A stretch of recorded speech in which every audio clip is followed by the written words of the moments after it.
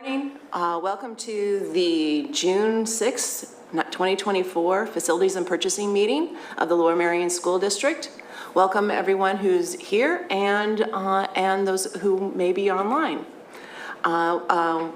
Let's begin with the first item on our agenda with a list of bills. Oh, yes, sorry, I forgot. We're being recorded and live. I've had two graduations in your brain fry. So, we're being recorded live, and people who are online can submit questions through the chat. So, list of bills. Any questions for the list of bills?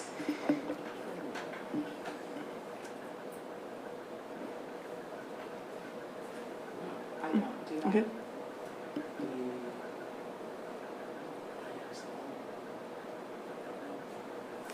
Is there one you have a question you can't remember, or? That's the IXL, was that part of that, the IXL? No, that's part of the contract. Okay, perfect. Yep. Okay. Yep. So nothing. Okay, thanks. So we're good to move this the bills forward. Okay, so the next, oh, is there any questions from the community or, no? Okay.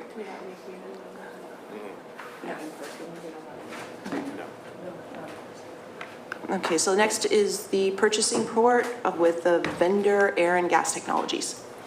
Good morning, my apologies, this is only one item instead of, 30 or so that's, I'm sorry, I'm shortchanging you today.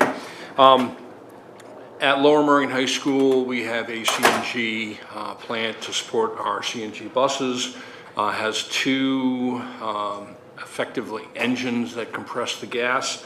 One of them has failed, and we have a recommendation that the proprietary pricing from Air and Gas Technologies to replace a compressor block and internal components for the compressed natural gas fueling system at Lower Merion High School. This will be a school year 24-25 expenditure due to the long lead times. We're requesting to be approved the amount of $114,742. Are there any questions? About how many of our buses are natural gas versus diesel? I think it's down to the point where it's a little bit less than half of our fleet is. Okay, but it's still 58, 60 bucks. 58, 60 buses, so a significant portion, like 40%-ish, if I mental math that in the right way. Okay, and I'm used to pricing from you coming up with like a CoStar's agreement. Did we go out for like? It's proprietary, so correct. So Okay, so we can't go out for bid on this. This is No. just you get what you get and you don't get upset. The next closest vendor that does this is in Texas.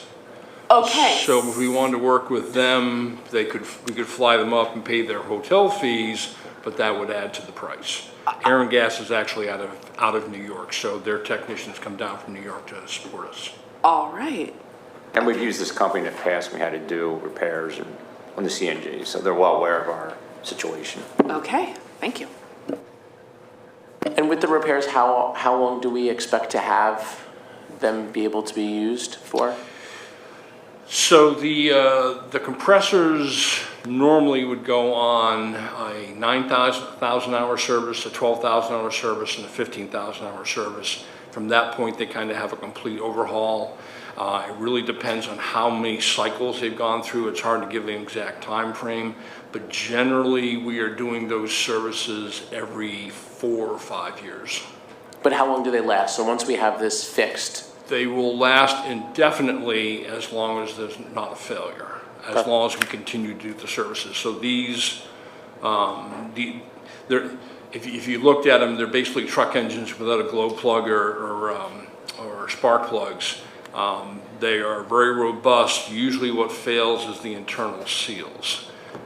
But as long as you maintain them and there's no defects in whatever the parts that are in there, which can be microscopic, you're working with some very high pressures, and you don't want to mess around with a explosive gas at high pressure. But yeah, they could literally go on for decades as long as we keep maintaining them. Great, thank you. You mentioned about the seals and stuff. Do we have to bring in a special company to do that every time they need serviced, or is this something that we do in-house? So part of our budgets include, or actually Mr. Villason's budget is regular service contracts. They come in monthly, check both of the CNG plants. They will do minor repairs and adjustments from there. Where we come to the board usually is with a major overhaul. So even though this is a repair, that 9,000, 12,000 hour service, those generally run between $26,000 and $30,000 in cost. And that's where they're replacing all of the internal seals and all those things that could fail in the meantime. No, what I understand is this is a phasing out technology for bus, as far as schools bus going. Is there other industries that are still going to be using it? Because is this going to be a more difficult services and things to get in the future if it's a technology that's being phased out? That is a very difficult question.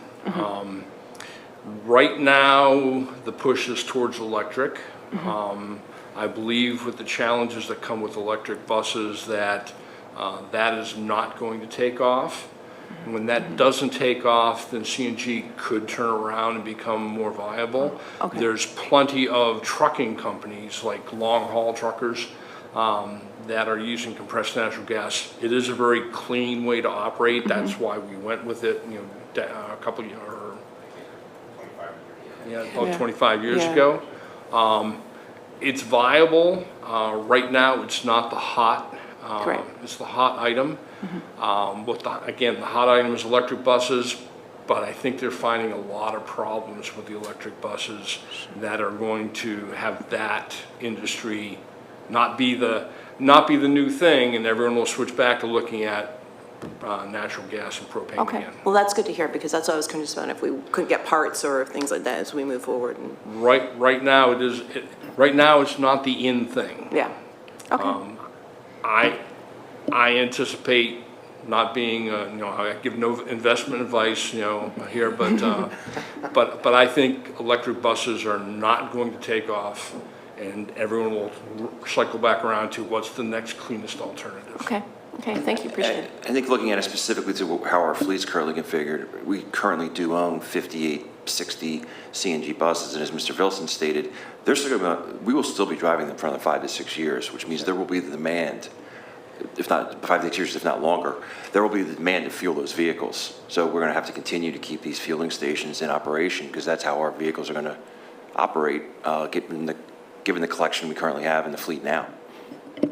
Okay, thank you. I'm just curious, since this is a big ticket item, is this something that comes out of our capital projects, or where does this come from? Operations. Operations, okay.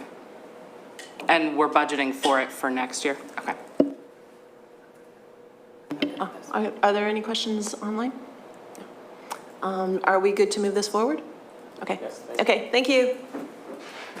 Okay. Next on the agenda is the Kinwin Cub Squash Program Agreement. Oh, sorry. Sorry. I missed.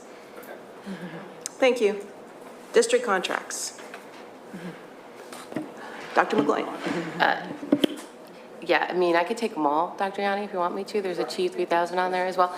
Yeah, we figured we'd take over for go ahead. Yeah, let me take the first two. The first two are, I told Ms. Frazier I would do that. So IXL for K-12 special education. IXL is an online instructional tool to provide supplementary activities and personalized learning. Students also can access additional practice and support of their learning throughout the day.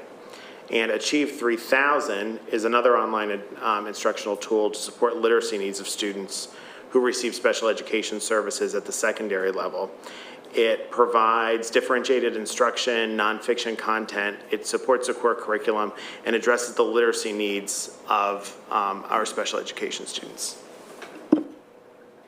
Thanks. So we figured we'd take over for all the contracts this month. I know you see a lot. It's that time of year. You're going to see more this summer too. We'll send you information ahead of the contracts, because I know that facilities, depending on when the meetings are, you'll know exactly what's happening. But we do have a lot, because it's time for all of our renewals. And primarily everything that you see is a renewal, with the exception of the two Vista textbooks at the end, which we'll go over. But I tried to put them together by content area so that it would be a little bit more, you could understand a little bit better. The first bunch of them aren't necessarily content area, they're really K-12 tools that we use across the district. And so Brain Pop, many of you already know, it's that little robot that comes out on the video. If you've ever seen your child with the video that has the robot, they have great interactive lessons. Our teachers love it. Even to the point that this year we were able to use some digital citizenship lessons with the students. So they added that in as a component. So there's lessons, but the video behind it also really has an impact. So that's a renewal for us for $31,354.29. It's K-8. We don't use that at the high school level. Go Guardian is Pear Deck. If you've heard of Pear Deck before, that's Pear Deck. And Pear Deck allows us to create presentations with current Google Slides that we have. We can share that with our colleagues, so our teachers share across the platform with each other. And there's also a template template library for our teachers to pull existing presentations and then make them interactive. And then what we do like about this one that I talked to Kim Phillips about, like how is it different from Nearpod? Because you might think they're the same, but really both of them do a little bit different things for us, and the teachers love both of them. So this one, if you want to give feedback to a student, you could give it individually. It's private. Students don't know that you're giving them feedback. And the lessons can be shared on Drive or Google Classroom with the students. And then we have Nearpod, and again, this is an interactive tool that we use in the district. That's a high school, middle school product. It is not an elementary product that we use. It allows us to have interactive slides, videos. There's gamification. Students really like gamification a lot, you know, where we make everything a game so that they're earning awards and points, and so it adds gamification to it. And there's activities. Something really cool about Nearpod is the immersive technology that it has. So it allows us to take kids on college visits but never ever visit the college, or go to space but never actually be in space. And so that immersive technology component is something that our teachers really like and value and use a lot. And the videos in it are also really pretty cool. So when you show the videos, there's pause points so that when you're teaching a lesson, you pause and you go over what's happened during the video, and you just don't go through the whole thing with pieces that go with it. And so that's what Nearpod is. Again, that's a renewal.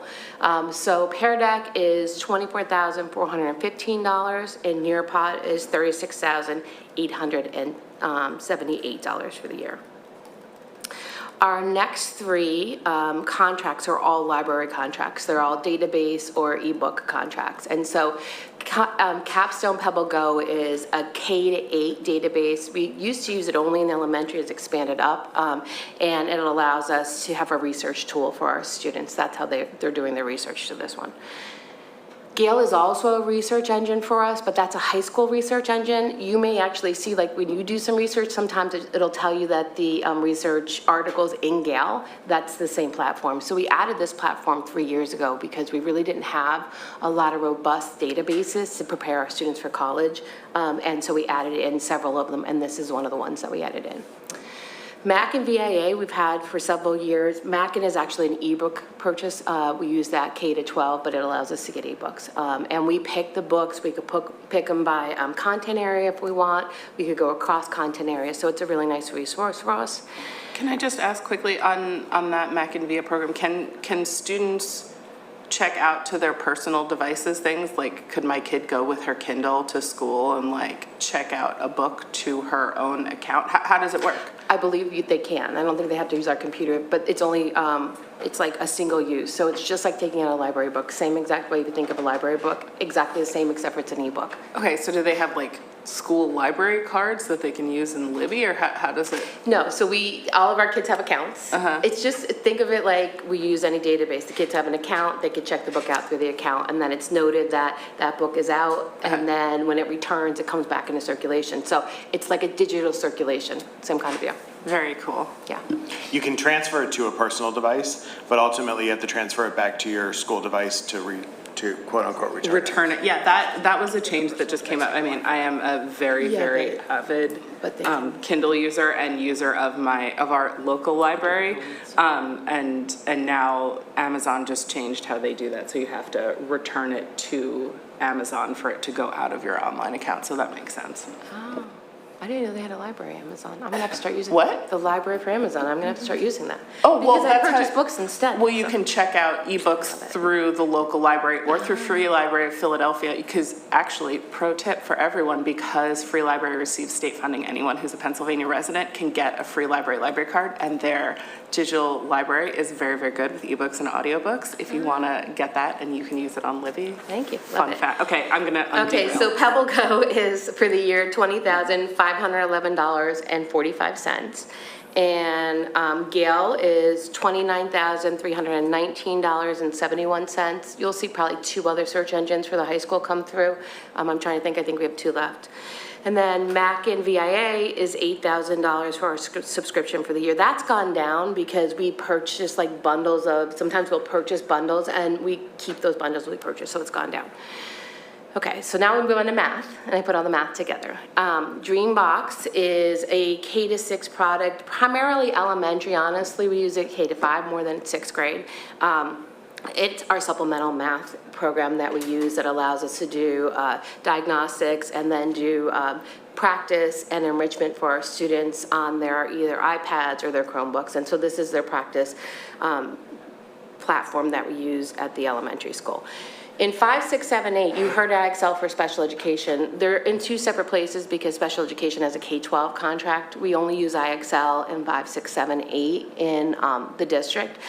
We like IXL a lot. We've tried several different products at the middle level and came to the consensus of IXL across all the schools. This is nice because it's a diagnostic tool. We could have a pre-test in the beginning of the year, and then the students do work, enrichment, remediation, just depending on whatever they need. And then at the end of the year, there's a post-test so we can measure growth for students. So it's a really good tool for us to have as a supplement to our math program.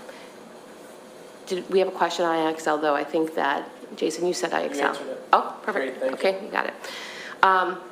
Math investigations, the next 2 were just, remember we talked about extending our licensing when we talked about the new math program coming in, and investigations is our elementary program. 3, 4, and 5 are up this year. We'll start to look, we've already talked about possibly having 5th have the same program as 6, 7, and 8. We talked about that when we went through the new math series in the middle school. 3 and 4, it'll be available for 2, so that'll definitely be one of the different areas that we look at. So we're extending the license, the digital license for those 3 grades for 1 additional year, and that's why you see that here. Yeah. This isn't specific to this necessarily, but as we're going through the contracts, and I know you guys review every year, is there ever sort of a review to look at what the overlap is and to assess what is necessary if we have 3 or 4 programs that are all supporting interactive math lessons in the same grade bands? Do we need all of those? Is there anything that we could use to because obviously these are things that are worthwhile for us to fund if they're necessary, but if we have 4 and we could get by with 3, then it's worth saving that $50,000 or whatever. Agreed, and we do that. Math specifically, and I'll come back to an example of something Yes. that will give you a good example of that. The Savvis is actually our textbook. That's the Oh, digital okay. textbook. So it is not, it's different than an IXL or a Dreambox. The IXL and Dreambox allows us to do assessments, it allows us to remediate, extend, and practice, different than the book. And this is the book. Remember I talked about digital textbooks typically have a 6-year subscription? Then we decide, do we renew? Do we just keep extending it out? These are just extensions of the textbook. I see. So different, but let me go back to what you asked because it's an important question. We do that regularly. We are not going to renew Newsella. It's a costly product for us, and it's not getting the use. We pull all usage reports before we make a decision on if we want to renew. You heard me say I called Kim Phillips and said, tell me how these are different. Why do we need both of them? Why are they both valuable?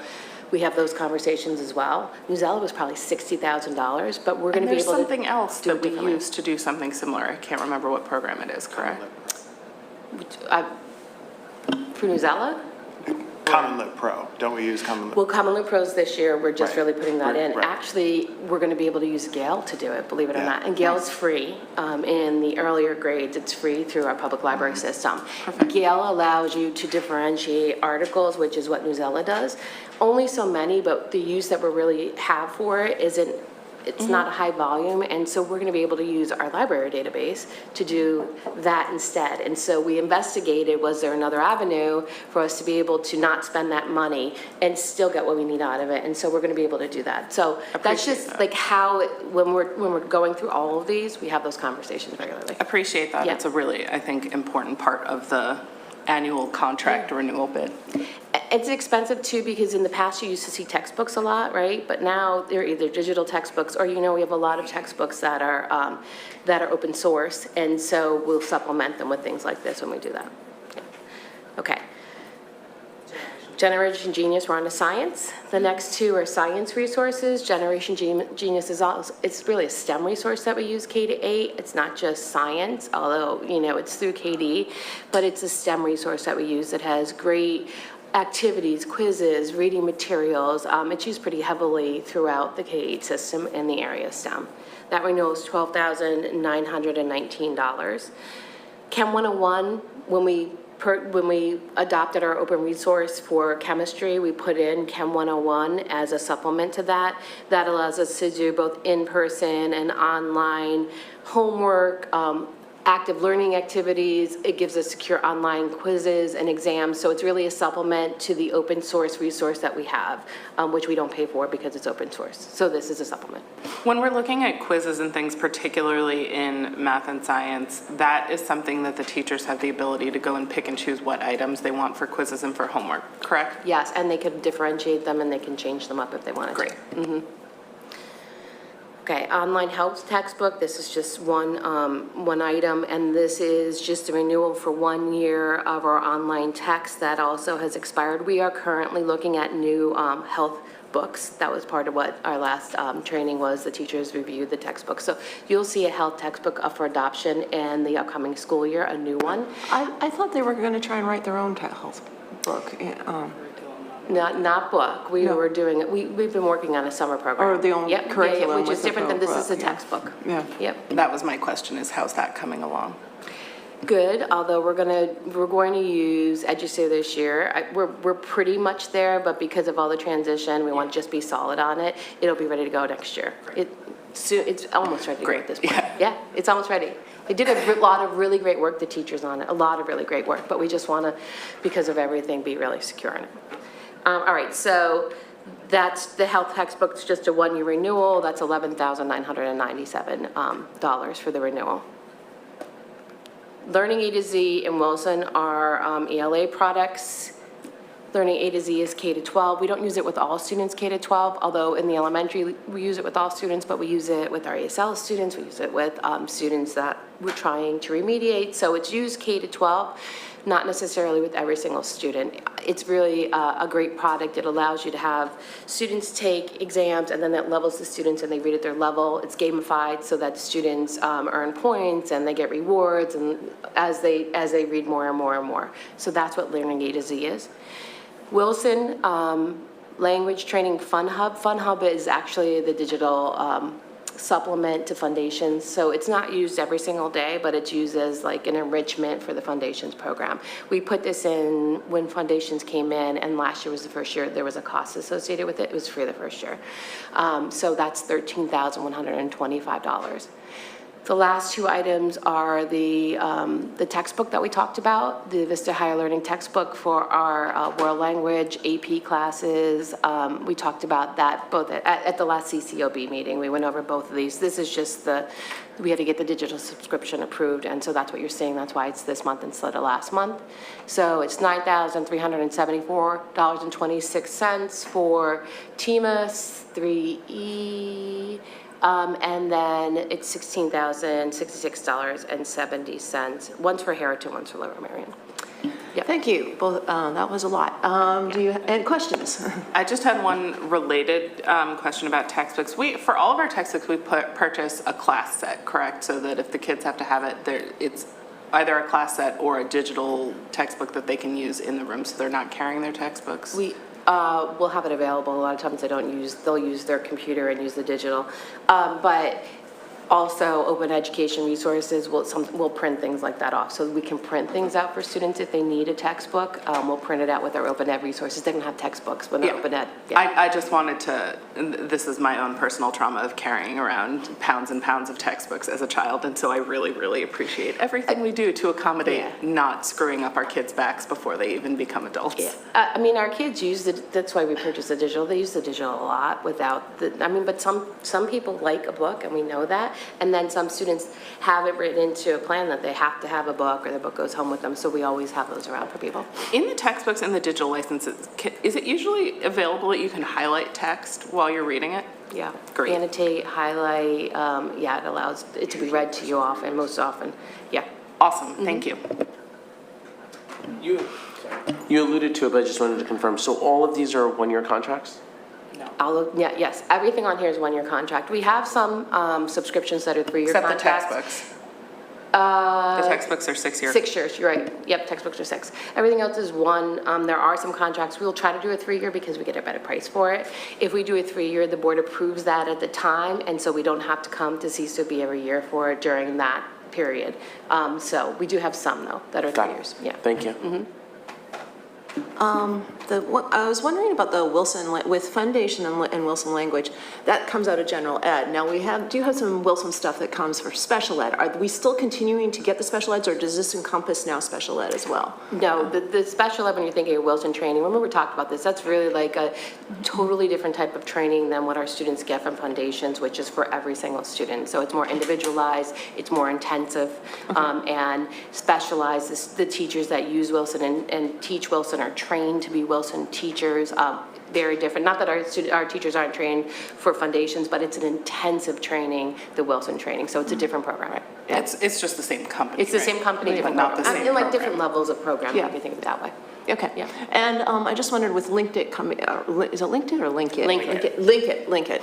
Coming in, and I want to make sure that the things that we get in here that have some assessments that they integrate into the system, so we make sure that there's no data silos and everything's getting in for the students. 100%. We've done that already. Some of them have direct links, but not a lot, but they're working to add some in. But we've been able to move everything over. We're at the point where most of our assessments are in there. It's our own district assessments that we're now moving over. So, yep, everything speaks to Linkit. We're good. And just a word about Linkit.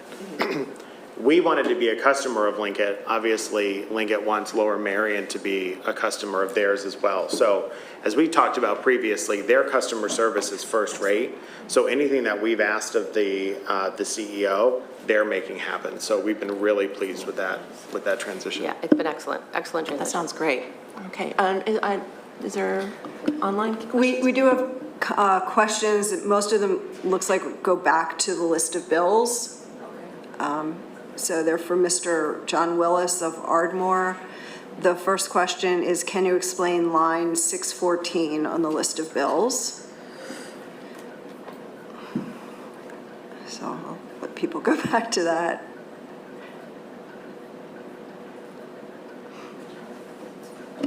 I am Pool Management Community Services. Yeah, that's the company that the board approved that manages our pool, and that's the monthly fee.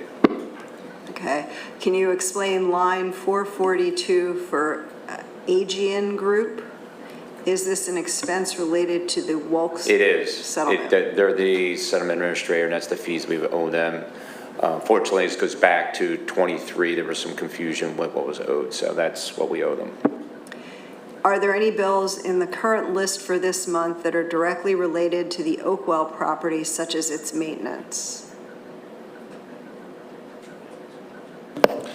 Most of the maintenance is being done in-house using our staff. And the next question, when will the board post the minutes for the Finance Committee meeting held on May 24th? I think, don't those have to be approved at the June? Those will be approved Monday night. Yeah. And there's one more now. How will the expense for the Thought Exchange service order eventually be reported or categorized on PDE Form 2028, the general fund budget? Will be a community services expense? It'll be a contracted service out of the superintendent's office. So to be determined how shows up ultimately on a 2028. That's the conclusion of the public comments at this time. Thank you. Do we have any more questions on the, I'm good to move forward on district contracts. you are? I just want to, there's always a questions about if we evaluated things, and I want to thank the curriculum and instruction team and other members of the cabinet as we've looked at these contracts to see where there's duplicity and where there's gaps. And I feel that if that work continues each year, the list will continue to be as good as the list that we brought forth this month.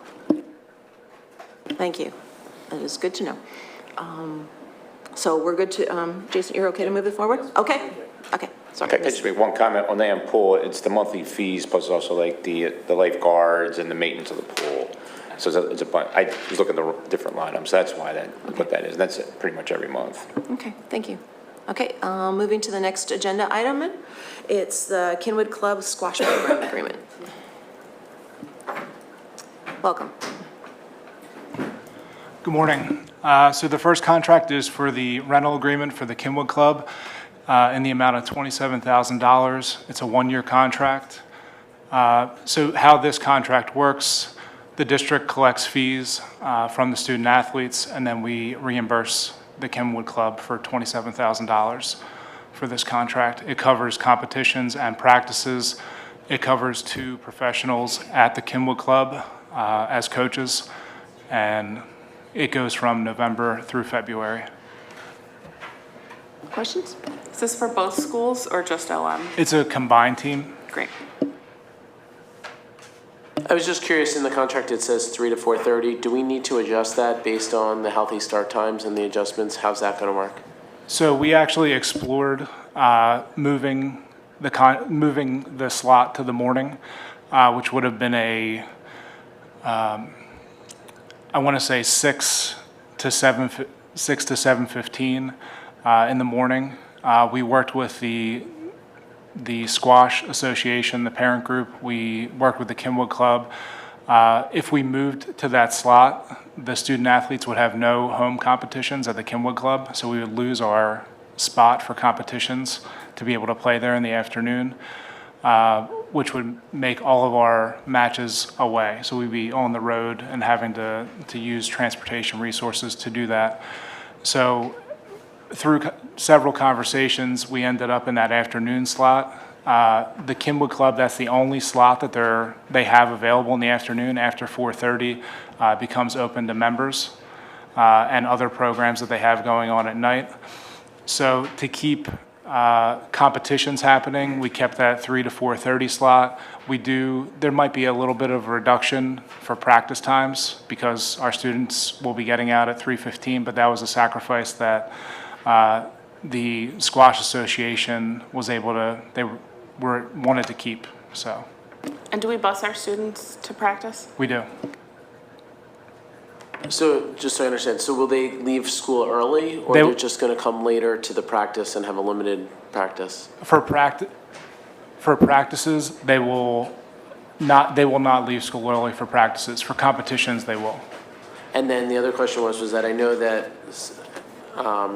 other sports teams have indicated that some of the surrounding schools, since they end later, they won't leave earlier to go to them. Are you having any issues with this time period with competitions?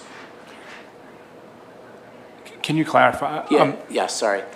So the time period from 3 to 4:30, right? So with other schools in the surrounding areas, some of them end school later as well. Have you had any difficulty based with this time slot of having competitions and getting other schools to come and participate? No, we'll be okay with that. Perfect. Thank you. And this is the same time slot as last year, so. Correct. Okay, thanks. I just wanted to ask, when you're calculating the numbers, do we know the number of students already, or is this just a So they guesstimate kind of calculate it thing? for 40 students, which would be $675 per student. They also allow in the contract up to 64 players in the program for coaching services. So, but we collect a total of $27,000. Okay, and I'm assuming there's support for students who made that, that a level of, Correct. would be a hardship? Yeah. Oh, the students pay Yeah. for this. Okay, this is not a board expenditure. This is just the board authorizing the contract. Correct. Okay. And so there's like a booster club or something that helps them raise that money? For students who have a financial need, yes. Otherwise, they provide a check. Okay, thank you. Okay, thanks. So we're good to move this forward? Yes, thank you. Okay, thanks. Thank you very much. Is there Yeah, we got one more. one more? I'm Yeah. sorry. Oh, just a- I believe you just answered this question, but Mr. Willis from Ardmore is asking how much is, I think he means the cost per squash player, and are there any accommodations for students interested in playing squash who might not be able to afford the fee? So I believe you just reviewed that. Good to move forward? Okay. Yes, Okay, so please. the second contract is a contract for Heinz Rowing Center for our crew team. This covers us all year. It includes storage space and then also the use of their facility to for our practices, and that's where our student athletes leave from to get on the river and use as our dock and launching area. This is for men's and women's at Lower Merion? Correct. Have we approached them about the possibility of housing the Harridan team? Because I know as of the end of this school year, our Harridan team is, for better or worse, homeless. Yes, I'm currently talking to them about that. Okay, well, Heinz Center, if you're listening, we would love if you could house Harridan too. It'd be very helpful to us. Yeah, we're working on that, and hopefully we'll be able to make something happen.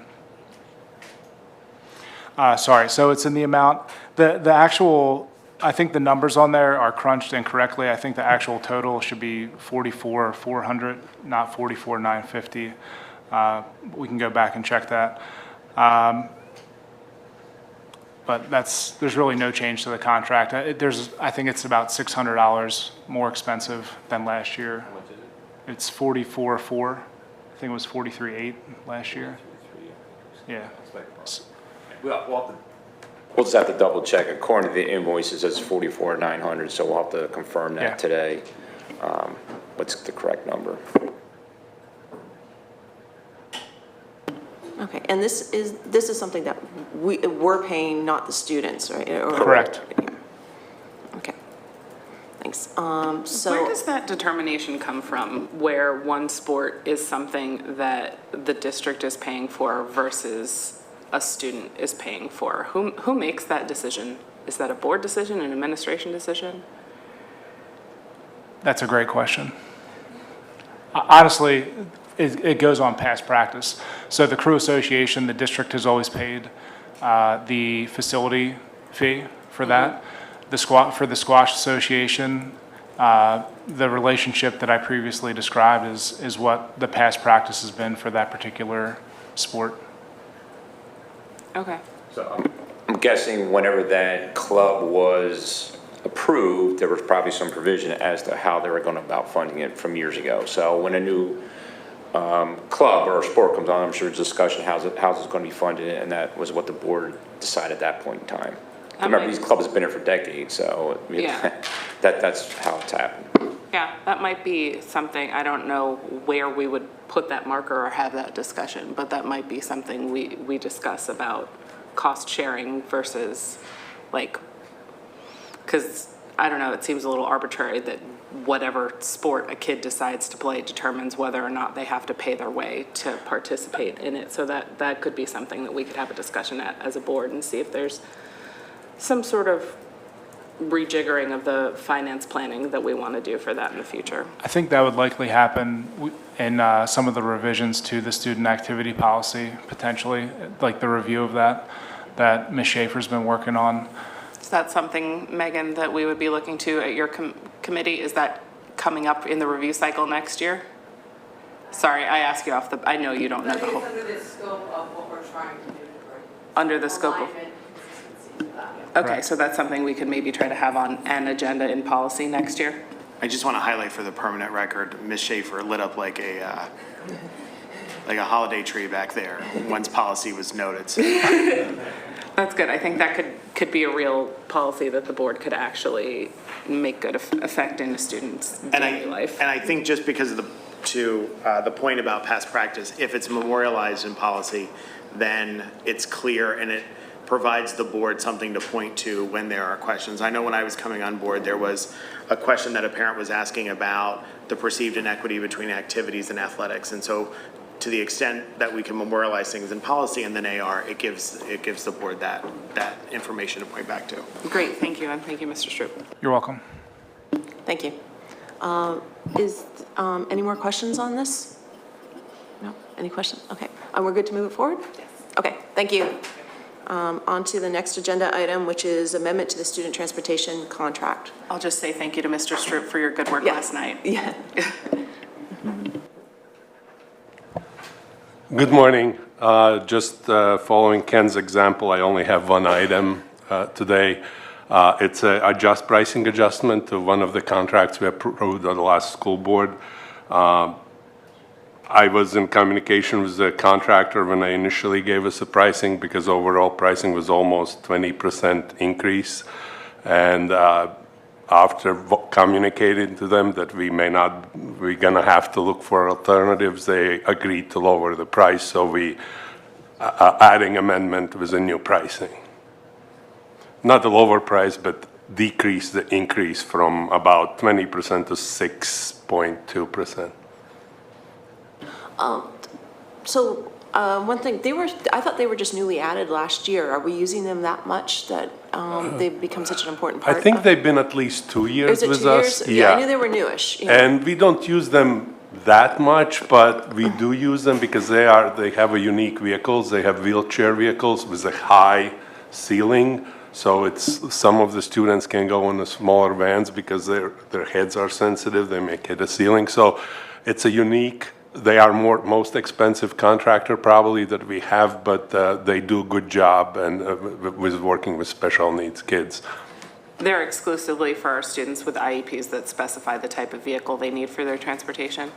Yes, correct. It may not specify type of vehicle, it may specify requirements, wheelchair, bus aid, safety vest, et cetera, et cetera. If they need a bus aid through, if a student needs a bus aid and they're being transported on a contractor, do we provide the bus aid or does the contractor provide the bus aid? Contractor provides a bus aid. And they go through all the same screening that we would screen for our employees? They go through the same screening as our bus aids. Great.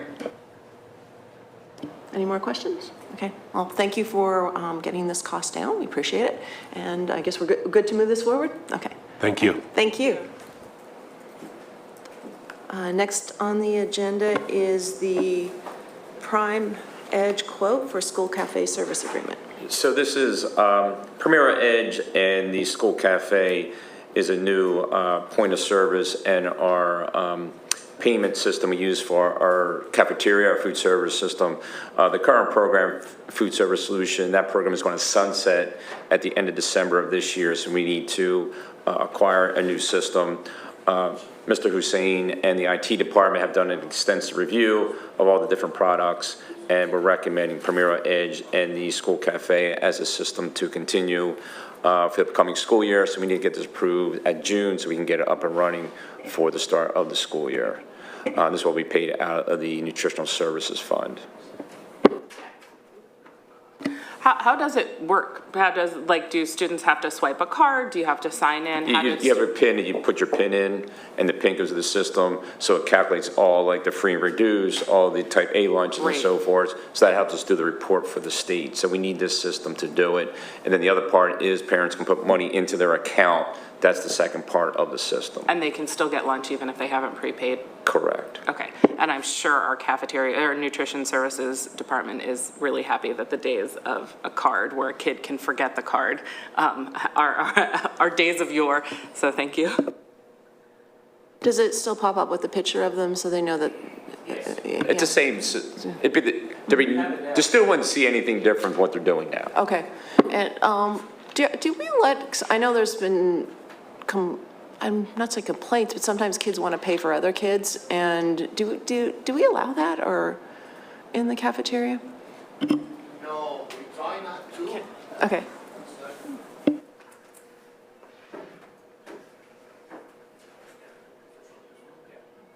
No, we do not allow this student to share, but sometimes you do it either way. No, thank you for confirming that. Thanks. Unrelated, but how do we handle student lunch debt at the end of the year if we have a student that has debt at the end of the year? So, you got, Yeah, we have some donations. Right, okay. We have some donations that covers, sometimes senior parent will donate the leftover money. We also get this year about $9,000 donations from Giant, and we're using it for student debts as well. That's great, thank you. But that's not something like a student would be permitted, or prohibited from like going on or getting a laptop next year or graduating or something if they have outstanding debt? No, Okay, we do good. not. Any more questions? No, but I just would like to note that Mr. Hussein and his team are partnering with Neighbors Helping Neighbors of Ardmore, and the school district and Neighbors Helping Neighbors are providing free summer lunches at the Neighbors Helping Neighbors facility on Holland Avenue in Ardmore from noon to 1 o'clock on weekdays, starting June 24th through the end of August. And it's a great community partnership. We've been wanting to do free summer lunches, but we needed a location within the community that met the standards for the lunch program. And so the partnership is great. We're sharing it out not only through our communications vehicles, but also through the township. And it'll be a great resource for our community families over the summer. That's fantastic, and I know our nutritional services and our community have done so well with food support for our students and families ever since, I mean, going back, but especially since the pandemic, and I know that there's been a ton of work, and I just wanted to shout out everybody who was participating in those programs, and they really make a positive difference in our community and to our students. Thanks. Thank you both. Yeah, it's a good program, and I understand that we've had funding that is for programs which is going away too, which is great that we have an alternate. You've been working on an alternate support of these foods. Thank you very much. Thank you. And so are we okay to move this forward? Okay. Yeah. Yes. Yeah, okay. Thank you so much. Thanks. Next is Power School e-finance upgrade. yeah, so eFinance is the software program used for our accounting, payroll, and human resources. The current version that we have will no longer be supported at the end of December, so we need to upgrade to the current version, and this is the contract to do that. It includes the upgrade and also training for the system. Is this a one-time purchase or an annual fee, or? It's a one-time upgrade. Okay. Do you have a question? No. Is this, what's the lifespan of something like this? Well, this is, so it depends upon when the software program decides not to support it. This current version is 2011 that we have right now, so what's 3 years? So they're constantly upgrading every year. 2011 or 2021? 2021, I'm sorry. Okay.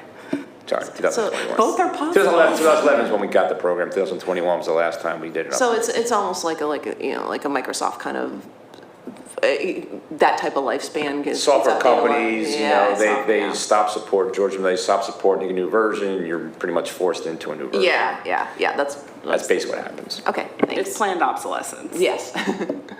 Any further questions? Okay, are we good to move this forward? Yes. Okay, thank you. Next is Optive renewal. Welcome. Good morning. So I have several items on the list. They are all renewals or purchases that we've made in the past, so there's really nothing new here. Certainly happy to go one by one, or if you want me to just run through them. Why don't you just run through them? Unless there's one that you think that stands out, then you should have. We should look at separately. But so the first one is the Optive renewal. This is actually a retainer that we purchased with through Optive for CrowdStrike incident response. We really only need to use this if we do have a compromise of some kind. The nice part about this contract is if we don't have a compromise, we can then use the retainer for other security-related work.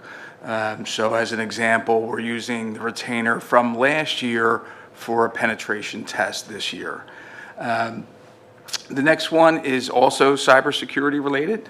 This is a product that is constantly monitoring our traffic going out to the internet. And if it looks like we have traffic going to a known bad website or IP address, it will alert us, and we can then take it for action to try to remediate that situation. The next one you're probably more familiar with, Remind. Remind is the product that we see used mostly. I mean, teachers are using it, but we really encouraged coaches and moderators, people going on field trips, to use it because it allows phone-to-phone communication, but it hides phone numbers. So it protects people's phone numbers and their privacy with their phones, but still allows that mobile-to-mobile communication. The next one is actually 2 items. This is annually we get some additional support at this time of the year as we're taking products out of service, iPads, Chromebooks, laptops, and we're bringing in new equipment. This allows us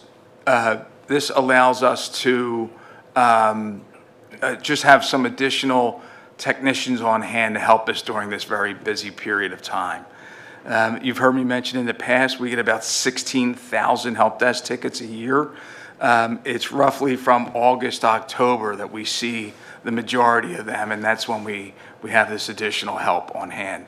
The second contract that's part of this is it's more of an open agreement that says, hey, if you need additional help with system administration or network administration or more skilled IT needs, this allows us to hire that or bring that person in to help us. So this too is like a retainer, but it has a little bit more flexibility in the type of help that we can bring in to support us if necessary. The next purchase is one that always keeps me popular, and that's our web filtering product called iBoss. So iBoss is the product that helps us to remain in compliance with the Children's Internet Protection Act. It's this product that we block things like weapons and drugs and gangs and a variety of other categories of content that may be considered harmful to students. And then the last item I have there is also PowerSchool related. This too is twofold. One is to renew our student information system and hosting it online. So we're moving it from on-prem to PowerSchool's cloud, where they will host it, and that will alleviate the need for us doing on-prem upgrades. Again, trying to accelerate that patching cycle in order to reduce potential vulnerabilities. And the other item there is School Messenger, and you're probably very familiar with this product. This School Messenger was purchased by PowerSchool. This is the product that Ms. Buckman uses extensively to alert families about things like late openings and early closings. It's our mass phone and email communication system. Go ahead. Questions? I had a couple. Are any of these not to exceed, or are they all contracted for a specific amount? Nope, they're all contracted to for a specific amount. I'm trying to think like of the contracts on here. Your like consulting services is the SAL, the E+ IT consulting, and the staff augmentation. They are limited amounts, but we have added to those. So they are not to exceed, but we have in the past added to them as necessary. Okay. And with the web filtering service, is that something where the topics that are filtered out, is that laid out for us and given to us by the state or somebody else? Or is that something that the administration makes their list and is that? So the Children's Internet Protection Act says we have to block 3 categories: porn, child porn, and the language is something like that which we consider harmful. So it's kind of a gray area on what is considered harmful and not harmful. What some people think is harmful, other people may not think is harmful. Art falls into that category sometimes. Yeah, and so there's some appeal process that if a student needs access to something, they can request. Yep, that's in our policy, in fact. Our policy permits students to submit to teachers requests to unblock websites that they consider necessary for bona fide research, and the teacher can turn around and submit a help desk ticket, and then that's evaluated and either allowed or denied. That seems like a nice balance. My last question is on School Messenger. Yep. And I'm just kind of curious, because I know when we get emails from School Messenger, just as a parent, it like takes you to a website and loads a PDF. And I'm kind of curious why it can't like send an email in a body of an email or send something as an attachment, why it loads that way. So you should just get an email from School Messenger, except if we're linking to something. So for example, when I do the summary of the board meeting highlights, that's a PDF that we link to. But usually School Messenger emails, I'm trying to, you should just. you guys go ahead, I'll see if I can find an email that I'm thinking We also of. use it for text messaging and robocalls. Yes. And it has translation capabilities. Do you have any questions? No. Okay. I did have one question. I'm curious about the Power School move to their cloud. Certainly. What is our kind of risk management and how we're handling it? Because isn't there there's protected data that's in Power School that they would then be housing? Great question. So we do have our solicitors review those contracts to ensure that our data is our data. Anytime you're hosting something in the cloud, obviously you're hosting it on someone else's servers. But contractually, God bless you, contractually, we're saying, hey, we own that data, and Power School has agreed to that. They've got good security in place, I'm assuming. Knock on wood. Yes. I mean, we do assessments of third-party products when we're purchasing them. Most of the time, though, they have a pretty standard sentence that says that they will do what's reasonably capable for security. There's always the possibility of companies being breached. It's unfortunate, but it's true. Yeah, it's an unfortunate reality right now. Okay. Well, thank you. Did you figure it out? So yes, I figured out what it is. It's that some of the users will draft their emails as PDFs, and then it says, click here for an update or whatever, and that's why it loads that way. And so I was just, to clarify for everyone, it's user-based, not, and I was looking through your emails, Ms. Buckman, that I have saved in here tend to go in the body of the email, so gold star for you. I'm flattered you saved them, actually, but I will talk to, I'll talk to the principals and the building secretaries about using that methodology of linking to a PDF. It's not preferred because then the translation capabilities of School Messenger aren't applying, and so some of our families that don't speak English as their primary language are losing some of the ability to understand what the schools are sending out. So we'll discuss that at a principals meeting. Thank you. Yeah, especially for things that are loading a PDF on your phone that can load kind of differently, and as long as it doesn't have a graphic that it needs in there, if it's mostly just text, I agree with you that that's a better methodology, so thank you for heading up that, and I am good to move all that stuff forward. Do we have a second on that? Yes. Okay, cool, thank you. Thank you very much. Thanks. Next, oh, you're up. Oh, is there a question? I'm sorry, we have a comment from Allison Crawford at Bala Kimwood. Please change the school messenger email system. Parents hate it when something is linked, which seems to be the most frequent situation. It forces you to download. They are not easily searchable in email, possibly not accessible for some users. If I want to look at the same thing twice, I'm forced to download it twice. So again, thank you for making me aware. We will have that chat. Great, thanks. And I guess you're up with the next item on the agenda, thought exchange. Is that it? Sure. We discussed this at the Communications Committee meeting of the board last week. Thought Exchange is a data surveying service. We currently have a contract as a district with Hanover, and we've used them to conduct surveys and also produce analyses of those surveys and the results for us. That kind of caught my eye because, again, going back to the translation issue, when Hanover did the belonging survey for us, it was only available in English. And I thought for a belonging survey, that probably wasn't a best practice. I attended the Pennsylvania School Public Relations Association Symposium in the spring, and Thought Exchange was there. Not only do they do surveys, but they have a lot of AI tools in the back end that help do the analysis of the results for you.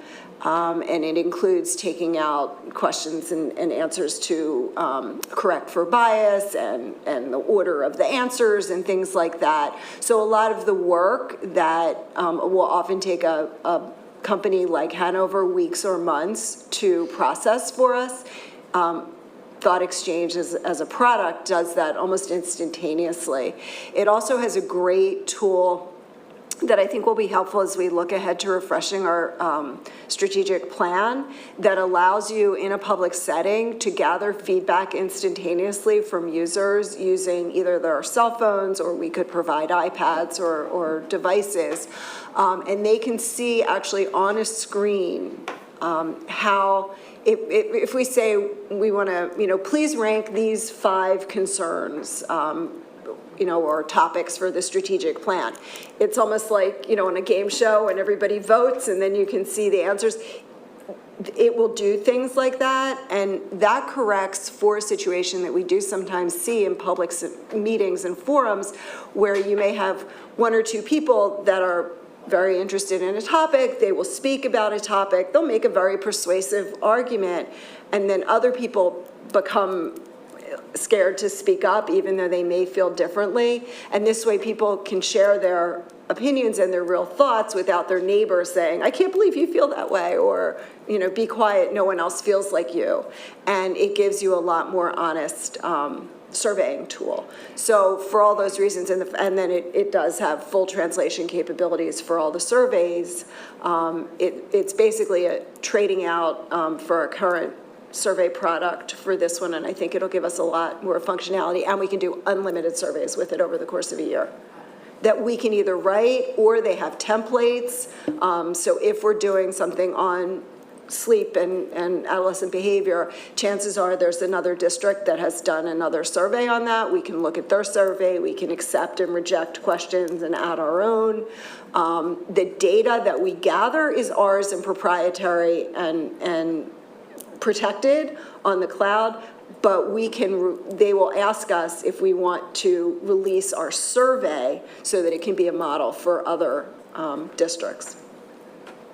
Do they have staff on there to help us Yeah, they have actual live people that you can reach out to as well. But really, it would be up to us to mainly design the surveys. But again, they have a list of templates, a list of questions. Like, you can actually type in there, give me questions related to adolescent sleep patterns, and it'll give you a bunch of questions, and then we can look and say, well, this would apply. We don't have people waking up with the chickens, so this one may not apply, things like that. Yeah, and it has analysis tools in there, or does it just give us the raw data? No. It'll do all sorts of analysis behind the scenes. It'll actually give you like a summary white paper that it'll generate. It'll tell you these are the conflict points where you had really divisive opinion. These are the things where you have consensus, things like that. And this is an annual fee as opposed to a per survey kind of? Correct. So we just pay once and we can do unlimited surveys using the tool. So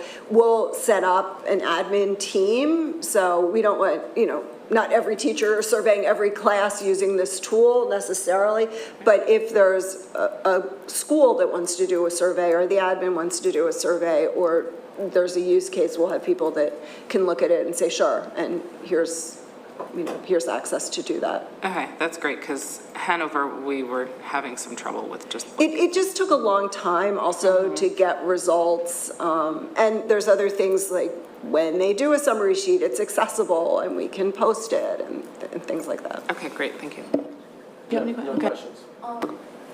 I might have missed this. Is this quantitative and qualitative data, or? Yeah, you can ask. The survey can be whatever you want. You can do, rate these things from 1 to 10.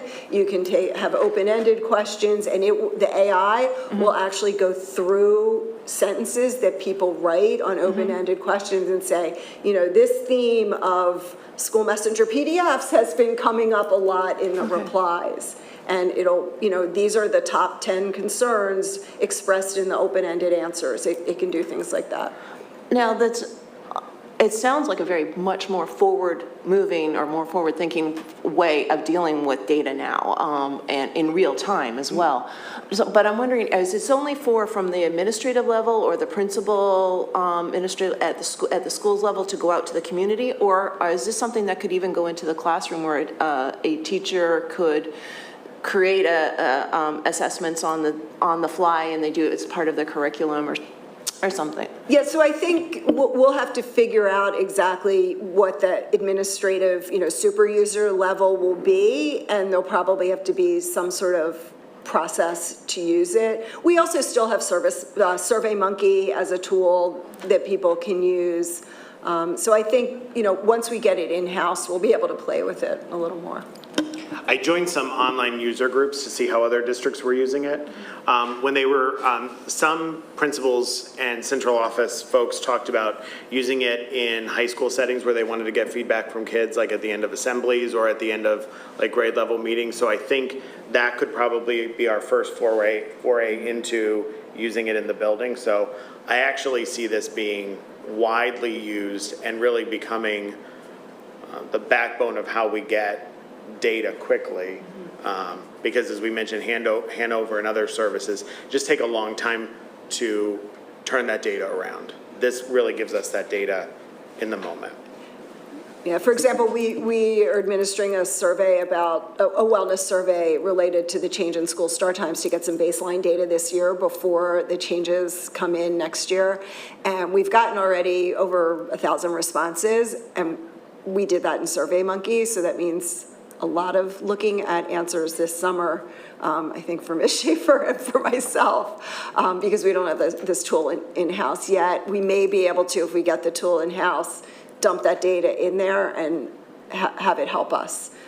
Fingers crossed. So, from a curricular perspective, we have many different tools that allow us to do those types of things in the classroom. One of them was Peer Deck, and here you can create quick assessments on the fly. So we have I think this is a different product than like when you think of the curricular-based assessments. We have products that do that differently. Yeah. Yeah, that makes sense. But I think it sounds like an exciting product with a lot of different uses to get things on the fly, even from when there's parent group related meetings, that if they could work out to get it in. Yeah, that thought exchange tool where you actually in a meeting can watch, either it can create like a word bubble and the different words that come up, they get bigger as more people say them and smaller as fewer people say them, or when it's the rankings and they start to move, it's interesting to watch that feedback come in, and I think it will result long-term in empowering some of the voices that sometimes feel quieted. I appreciate that. And I am for moving this forward. Or is there anything from the community on this before we move it? How are both of you? That's fine. Yeah. Okay. Thanks. So thank you very much. And then fifth asset. is the next? So this program is called DebtBook. DebtBook is the program they use for compliance with governmental accounting standards, number 87 with capital leases and 96 with subscription-based information technology agreements. So we've used this program the last 2 years. This is a contract for a 3-year contract to give us discounted pricing to continue with the program. Question? No questions, thank you. Any questions from the community? Okay, we're good to move this forward? Yes, thank you. Thanks. Okay. Okay, great, thank you. And last item on the agenda is, we have two. Review authorization to approve changes to order to the Gladwin Elementary School and replacement. So today, the Operations Department is following the theme of one item per team member, so this is my one-and-done contribution. On November 20th of 2023, the school board approved the major roof replacement, which will take place at Gladwin Elementary this summer, starting when the students arrive and definitely finishing before the students return. So that contract was approved, and they'll be mobilizing very shortly. What we do over the summer, because of the fact that summer projects have a very definitive timeline, we basically have to take it all apart and then get it back together in mid-August.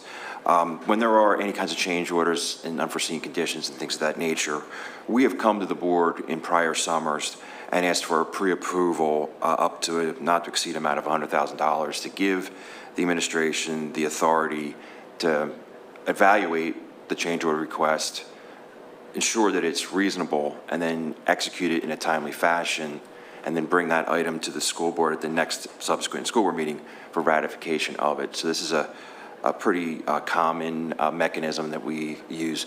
If we're doing a school that's going to take 3 years to build, this is not how we would proceed, but because we're in a 2 to 3 month window for a summer project, has been our past practice.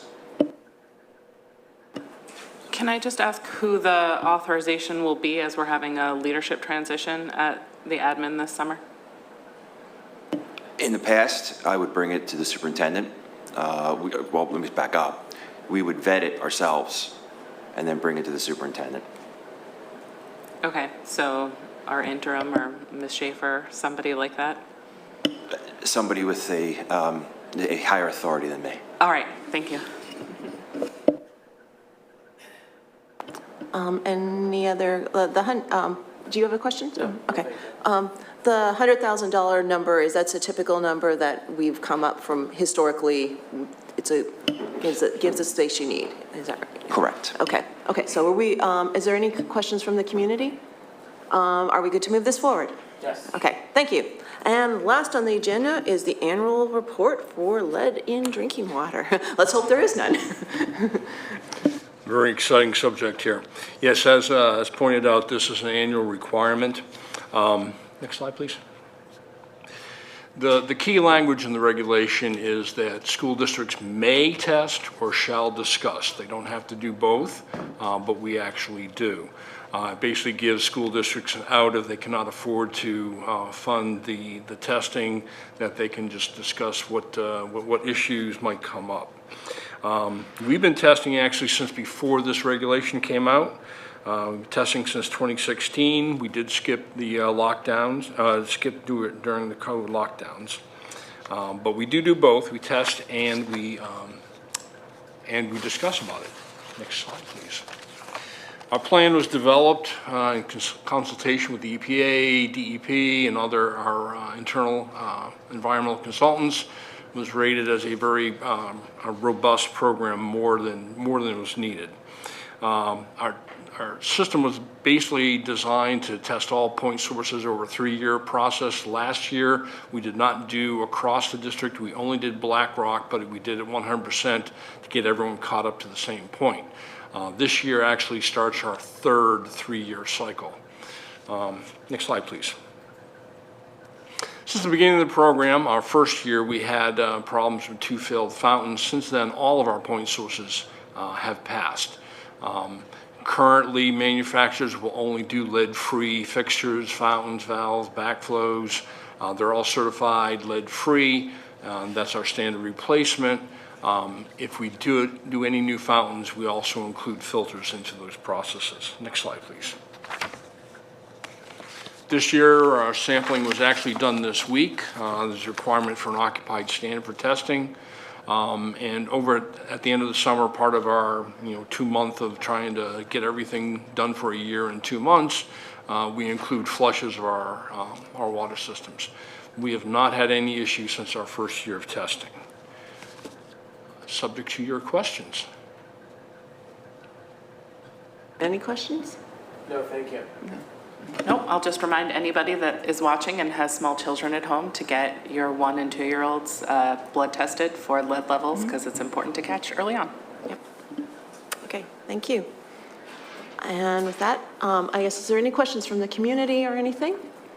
So with that, I believe that brings this meeting to a close. And for those of you who have please note that our next meeting we're skipping July, and our next meeting will be August 15th, 2024 at 8:30 a.m. in this room. Thank you so much for everybody coming. Thank you. Bye-bye.